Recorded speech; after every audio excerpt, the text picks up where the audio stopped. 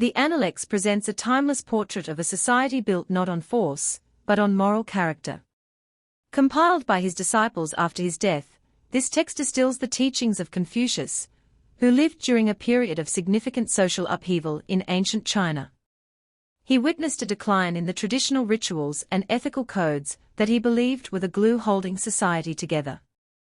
In response, his philosophy offers a practical guide for cultivating personal virtue as the foundation for all relationships, from family life to the governance of states. The core of his teaching is not a set of abstract theories, but a pathway to becoming a better person, whose influence creates order and harmony naturally. Central to this philosophy is the concept of the gentleman, or noble person, who embodies virtue through sincere action. For Confucius, true goodness is not about grand gestures or eloquent speeches, but about consistency between one's inner beliefs and outward conduct. He emphasizes the importance of native substance, genuine feeling, over mere ornamental display. A ritual performed without sincerity is empty. A claim to virtue without corresponding action is hypocrisy.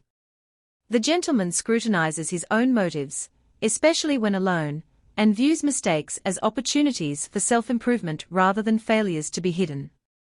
This integrity forms the bedrock of trust and respect in all human interactions. This cultivated virtue finds its most powerful expression in leadership. Confucius championed a model of influence that is effortless and magnetic, achieved through moral example rather than coercion. He argued that governing through harsh laws and punishments only teaches people to avoid shame, not to cultivate it. In contrast, a leader who embodies dignity, kindness, and a devotion to learning inspires the people to reform themselves. They become dutiful and industrious not out of fear, but out of a genuine desire to emulate the virtue they see.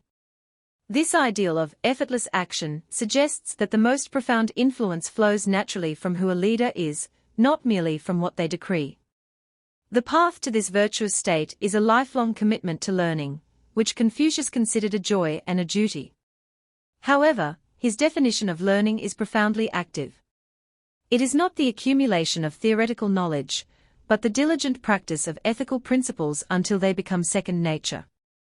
One must walk the walk, integrating lessons into daily behavior until right action becomes effortless. This process involves constant self-reflection, humility, and surrounding oneself with virtuous companions who can offer correction and guidance.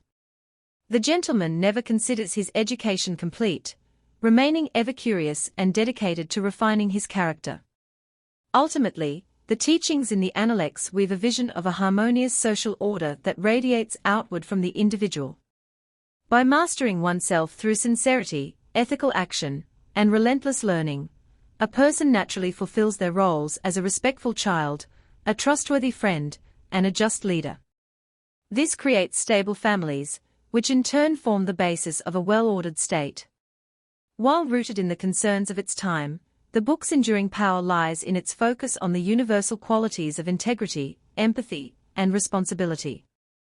It reminds us that a good society is built one virtuous choice at a time, and that true authority begins with the mastery of one's own character.